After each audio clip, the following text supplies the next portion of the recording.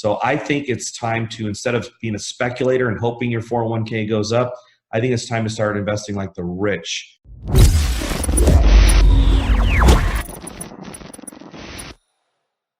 Hello everyone, we have a solid, all-rounded video today, especially for those who are seeking more, have taken the red pill and awoken to what money actually is and what really goes on in the financial universe, so say.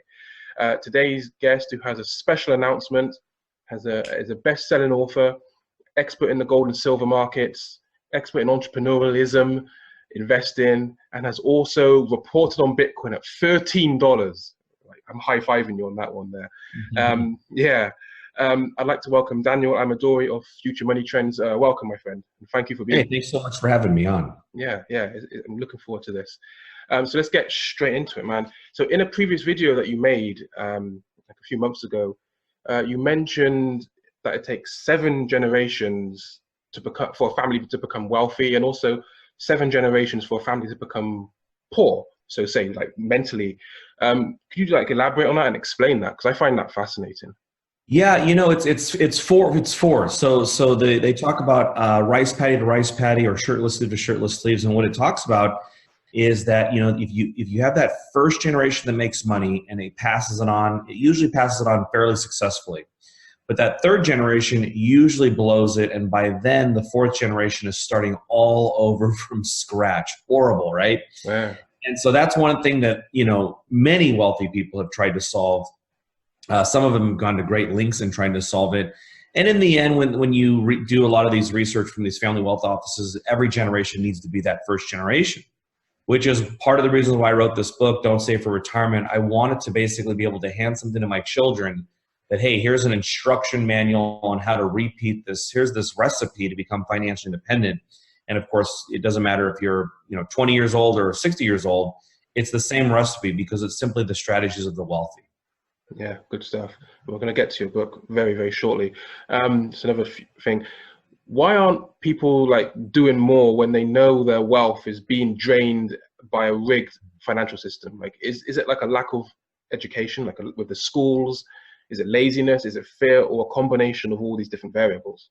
A combination of those and a lack of just awareness. A lot of people take for granted the good things that we have, and then a lot of people assume that the things that we have been around forever and that humans have always done it like this, like sending your kids off to school or something. It's very normal to do, right? Right. Humans always do that. Retirement, is that a new experiment, or has it been around for 1,000 years? A lot of people just assume that these things are just normal and this is what you do. And if I just do these things, I'll have this cookie cutter result. And I think that's what it is, a lack of self-awareness of where they are in history and what is the difference between perhaps when they were born, how people applied economics and personal finance, to what's happening today. And I find if they apply what their parents were successful at on today's economy, they're failing.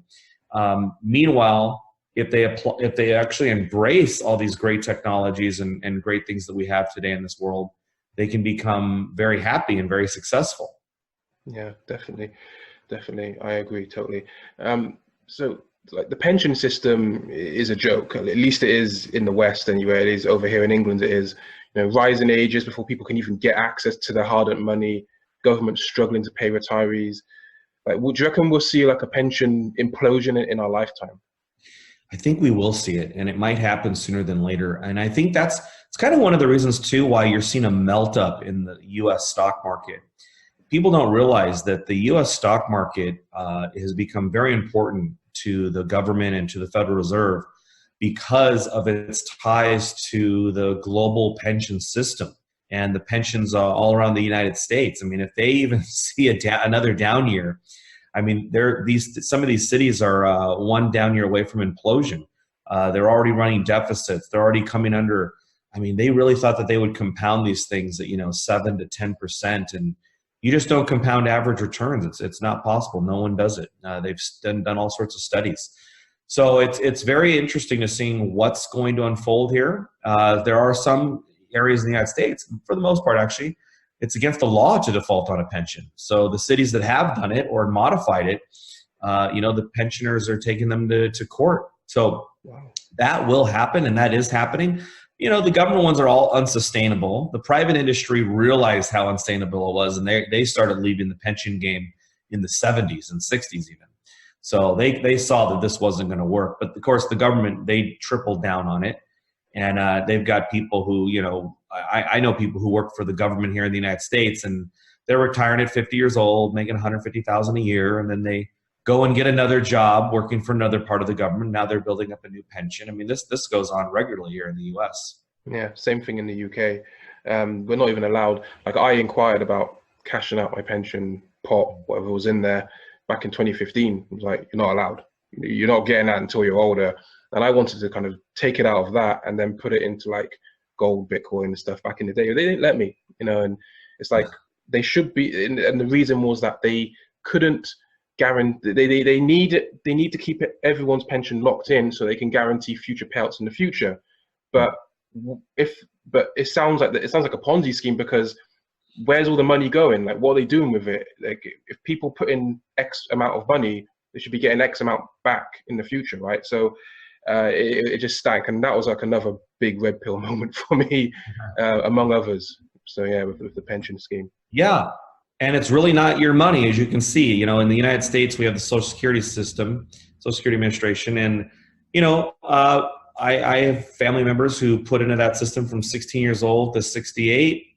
They passed away, at 69, 70 years old, and then where'd the money go? Where's all that money they've been saving and putting into their pension system, putting in the Social Security Administration? It goes right back to the government. Who knows where it goes? It's in their slush fund. But the fact of the matter is that money was taken. That money is taken from us every month, every paycheck. Yeah. And it's really not your money. And it also has, look, like you said, you just mentioned pyramid scheme. I mean, the first person who put into the U.S. Social Security system put in $28.50. She then pulled out over $50,000. Over the rest of her life. Of course, it worked out for that first generation. How's it working out for the third and fourth generation? That's where we're seeing it really completely unsustainable. Yeah. And staying on that topic, tell us about your best-selling book, Don't Save for Retirement, and the inspiration about it. Yeah, so Don't Save for Retirement just came out a few days ago. It is a bestseller on a few spots on Amazon.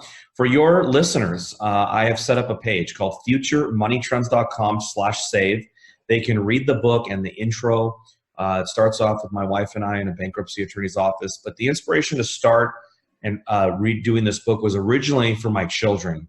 And then as I kept creating it and developing it, I realized this was going to be something much bigger.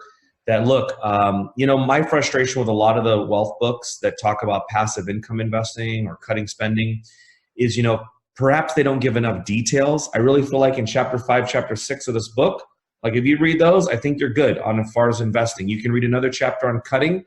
I'm not going to talk about cutting out a latte and it's going to change your life over 60 years if you just compound the savings of $4 a day. I talk about real cuts, like cutting down to the marrow of your spending. And I mean, a way to save 50%, you're not going to like it if you read the book on how I suggest to save money, but there are ways to save money in a serious way. My wife and I, we moved far away in a desert community to save money. My wife wanted to quit her job. We had dogs that had medical bills, sometimes 150 plus a month. We gave our dogs to a wonderful home because we were focused like a laser on saving money so that we can then in turn buy passive income. So I'm really happy with the book. I've read some of the people I've read some of the emails that have come in from people who've read it. I'm very happy. And I think it's a simple read and it's doable. It just shows you, because it starts with me in the bankruptcy attorney's office, it shows you that it's doable no matter what situation you are. I mean, I was starting with everything's on fire around me, and we were able to become financially independent within 5 years. Good for you, man. I love these stories because it's inspirational. It shows people that it can be done, and it's even greater when children, school leavers or something, when they start taking it on, because they're starting way ahead, way before most people do, and it's very inspirational. It's good because at the end of the day, that's what drives an economy, right? Creating wealth, then people can spend more, people create jobs, and it's like a self-fulfilling circle. And I don't know why entrepreneurialism and contrarian mindset is so shunned on. If someone said they're not opting into their pension, everyone in the workplace would just kind of look at them like they're crazy, when really it's usually the crazy ones that end up the wealthiest and most successful and the most fulfilled. I noticed that from when I was a kid. So that's fascinating. I mean, I could talk about it all day. So you covered Bitcoin at $13. Wow.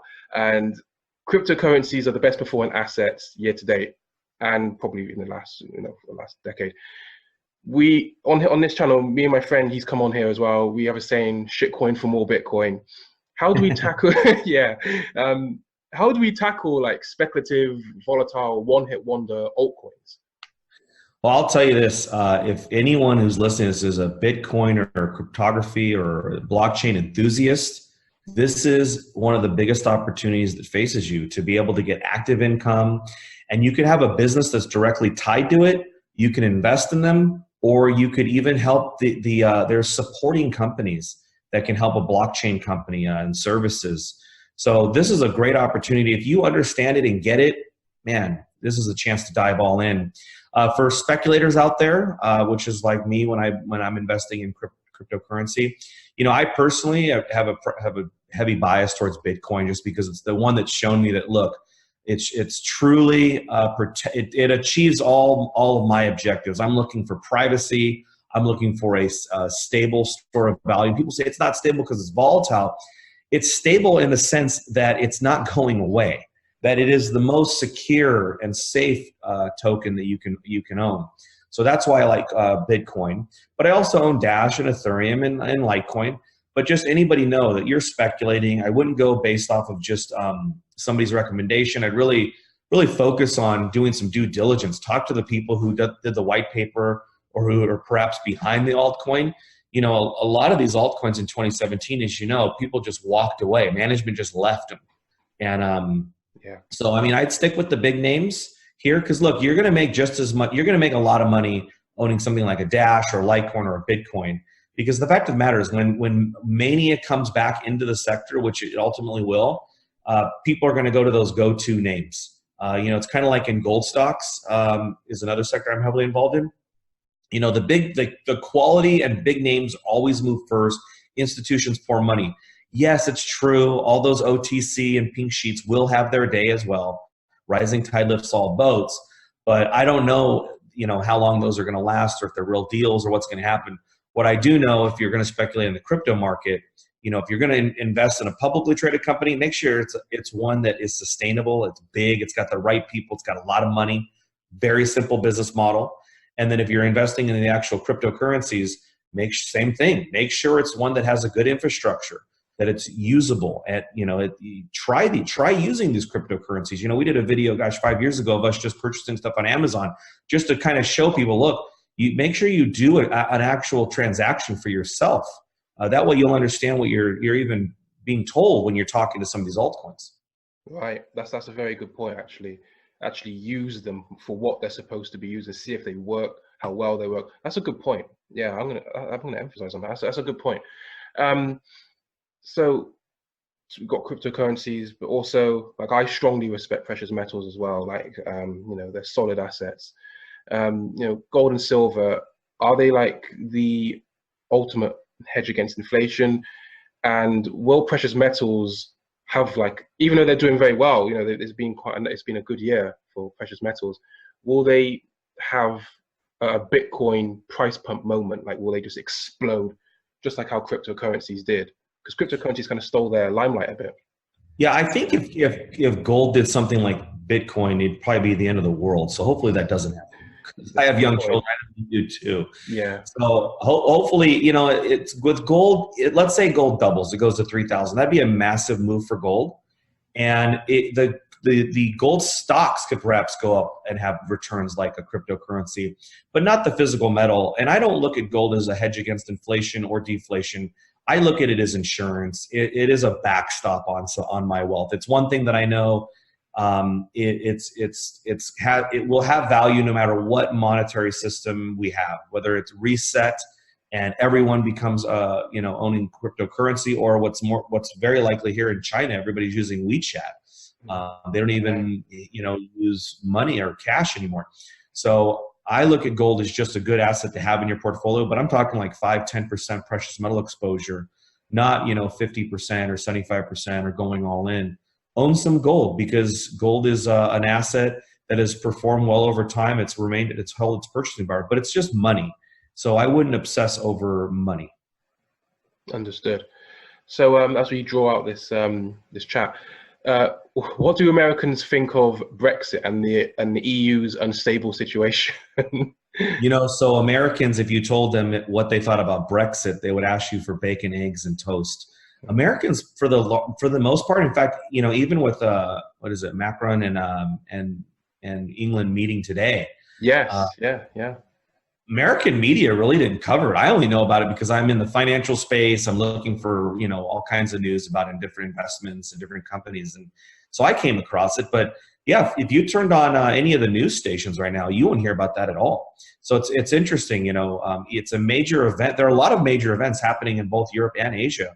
But for the most part, Americans aren't too savvy on news outside of what America reports. And as you know, the name Trump, for better or for worse, has taken over the news. It's taken over social media and conversations. I don't know how it is over there, but my goodness, it's like Trump, Trump, Trump, Trump all the time. I mean, it won't stop.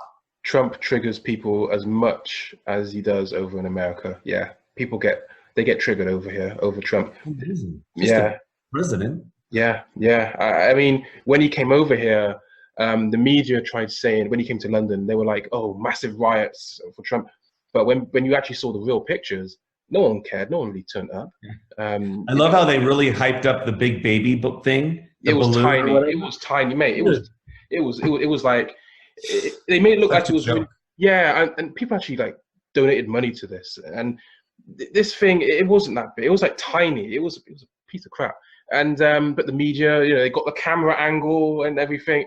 And the media is not even because Trump was the American contrarian moment in 2016. Brexit was Britain's contrarian moment, and there's so much fear and that they're trying to install with Brexit. So, they're saying that banks are going to shut on Brexit Day on the 31st, and there's not going to be any food.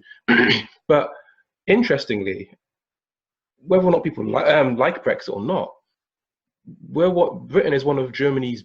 In Europe, Britain is one of the biggest buyers of cars from Germany. Like Brits, we love German cars. We love BMWs, Mercs, Audis, VWs. We love them, right?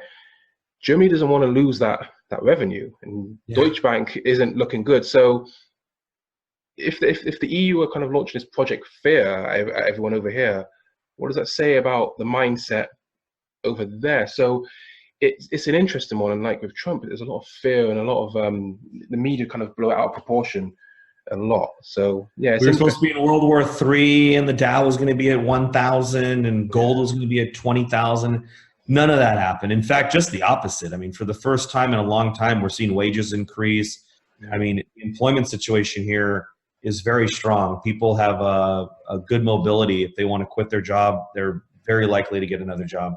Yeah, compared to what Obama was doing. I'm not an Obama fan. I really don't like the guy, but yeah. I could talk about that all day as well. Okay, man. Tell us again as we wrap this up where we can find your book and any closing thoughts. Yeah, check out futuremoneytrends.com/save. The book is Don't Save for Retirement.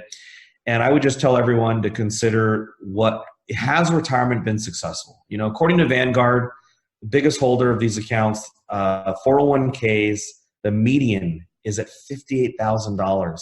It hasn't worked. The baby boomers had the best stock market, best real estate market, best bond market, and it failed the retirement experiment. So I think it's time to, instead of being a speculator and hoping your 401k goes up, I think it's time to start investing like the rich and really focus on not only passive income, but for people who are middle class or on the poorer side, to really take some drastic cuts to accelerate this. Because the whole reason we're doing this is to buy our freedom. You want to be free with your time. Wealth is time. Are you able to use your time as you want? Are you waking up when you're done sleeping, or is somebody telling you what to do? And that's what I'd like to help people achieve, is that freedom. Yeah, well said. Okay, thank you very much, Daniel Ameduri. Thank you so much, man.